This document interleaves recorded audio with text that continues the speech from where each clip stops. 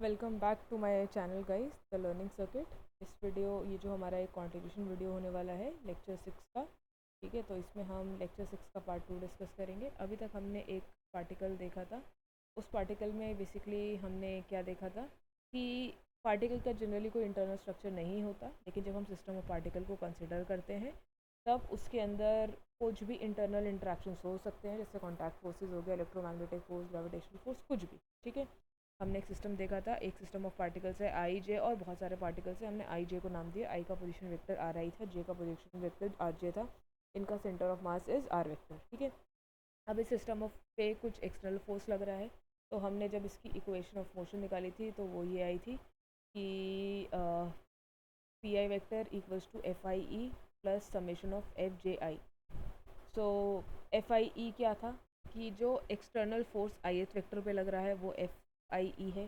ठीक है, F J I क्या है, समेशन जो फोर्स जे लगा रहा है आई पे, वैसे ही बाकी पार्टिकल्स भी कुछ ना कुछ फोर्स लगा रहे होंगे, तो उसका समेशन क्या हो गया, summation of F J I. ठीक, फिर हमने इस चीज़ को लिखा था, फिर हमने इसको एज्यूम किया था कि न्यूटन थर्ड लॉ के इक्वल से अगर ये चीज़ न्यूटन थर्ड लॉ को ओबे करती है, summation of J F J आई अगर ओबे करता है न्यूटन के थर्ड लॉ को, तो हम लिख सकते हैं F J I equals to minus of F I J. ये चीज़ हमको पता है।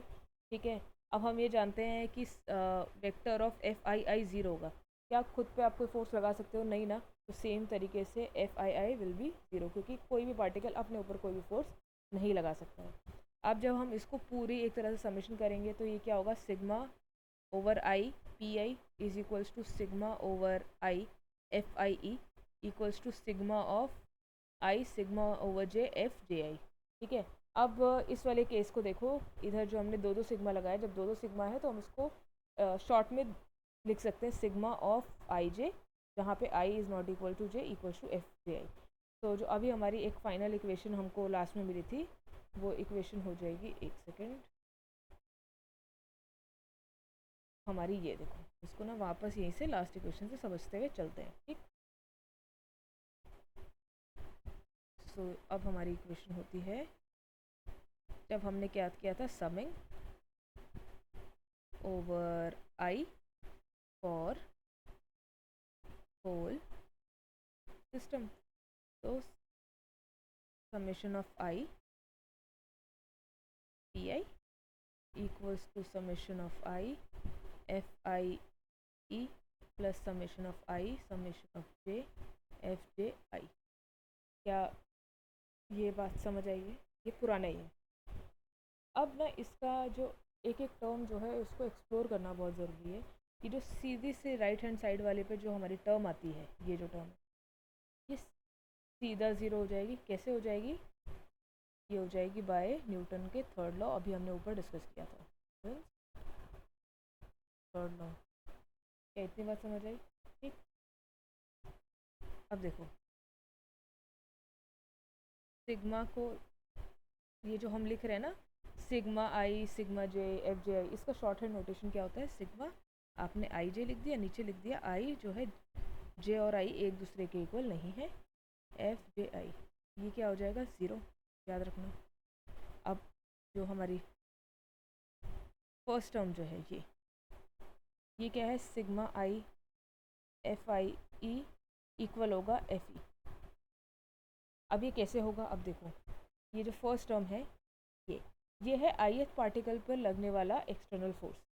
ठीक है, तो जब हमने समेशन किया तो इन सब में क्या हुआ कि जितने भी पार्टिकल है उसका बेसिकली सभी का फोर्स ऐड हुआ, और इसकी वजह से मुझे क्या मिल गया, मुझे मिल गया टोटल एक्सटर्नल फोर्स। तो जिसको मैंने नाम दिया एफ ई। क्या ये बात समझ आई?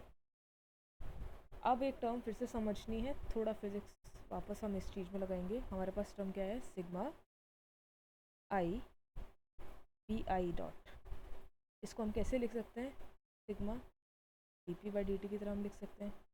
ठीक है, इसको फिर से हम लिख सकते हैं डी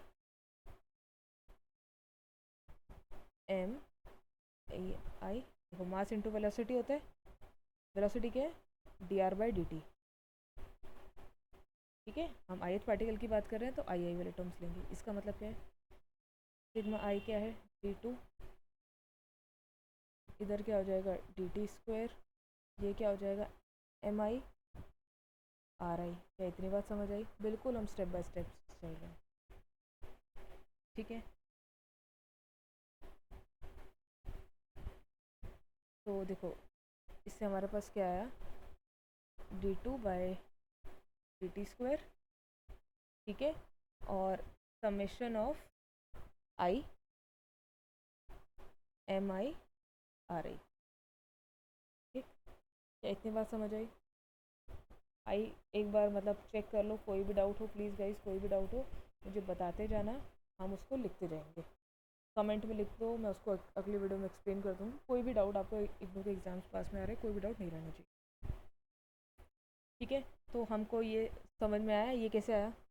अब हम क्या करेंगे, अब हम एक वेक्टर डिफाइन करेंगे। इसके बाद क्या है, let us define a vector R. हम इसको इस तरह डिफाइन करेंगे सच दैट ये क्या है, इट इज़ एन एवरेज निकल जाए किसका, आर आई वेक्टर का, way with their respective masses.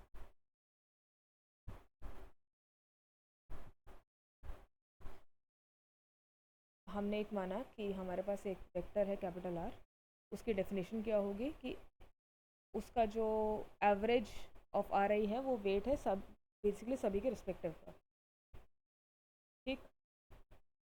अब देखो ये आपने हमने ग्रेविटेशन में पढ़ा था, सेंटर ऑफ मास वाला कंसेप्ट उठाएंगे।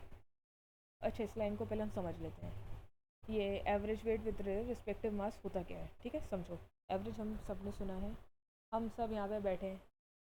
अगर मैं आपको बोल दूँ कि सिंपल सा हमारे पास मैथ्स के क्वेश्चन होते हैं कि बहुत सारे बच्चे हैं, कोई बच्चे क्लास में 30 साल के हैं, 30, एक 31 का है, एक 32 का है, फिर 20, तो इन सब का एवरेज क्या होगा, इन सभी के सम को, जो भी जितने भी एजेस हैं इन सबको हम ऐड कर देंगे, ऐड करके टोटल नंबर ऑफ स्टूडेंट से डिवाइड कर देंगे, तो वो क्या है हमारा एवरेज निकल जाएगा।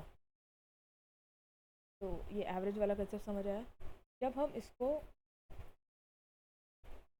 जो बेसिकली हम सब का, जितने भी हम सब क्लास में बैठे हैं, हम सब का जो एवरेज आएगा, टोटल वज़न जो आएगा वो होगा हमारे एज का वेटेड एवरेज विथ रिस्पेक्टिव मास।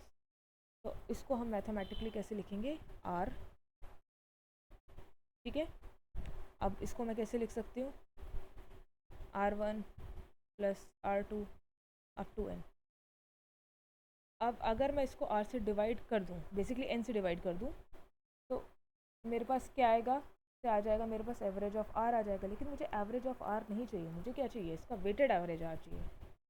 तो वेटेड किसके साथ, मास से, तो उसको क्या लिखूँगी, mi R1 plus m2 R2 plus up to mn Rn upon में m1 plus m2 plus mn, ठीक। तो और कैसे होगा, R क्या होगा, mi ri अपॉन में सिग्मा mi। ये क्या है हमारा शॉर्ट हैंड नोटिफिकेशन हो गया, हम इसको बार बार नहीं लिखेंगे, ठीक है। अब ये सिग्मा ऑफ mi बेसिकली ये सारे मास का समेशन है। तो अगर सारे मास का समेशन है तो टोटल मास तो मेरा कैपिटल M है ना, तो क्या मैं इसको इसके इक्वल लिख सकती हूँ। तो मेरे पास क्या हो जाएगा, R summation of R summation over I mi ri capital M, ठीक है। इसको थोड़ा सा रीअरेंज करेंगे तो क्या हो जाएगा, M R vector summation over I mi ri। क्या ये बात समझ आई? अगर ये समझ आती है तो फिर हम इसको आगे मूव करते हैं, ठीक है। अब देखो ये mi ri वाली जो टर्म है अभी हमने देखी थी किसमें, ये जो हमने डेरिवेशन निकाला था, हम जो नीचे वाली टर्म है उसको हम इस जगह पे पुट करेंगे। तो जब हम इसको पुट करेंगे, putting it in the above equation, तो मुझे क्या मिलेगा, sigma over I P I dot किसके इक्वल होगा, d2/dt² ऑफ एम आर के इक्वल हो जाएगा। कैसे आया अभी हमने सब देख लिया। क्या इतनी बात समझ आई? देखो इसके बाद sigma over I P I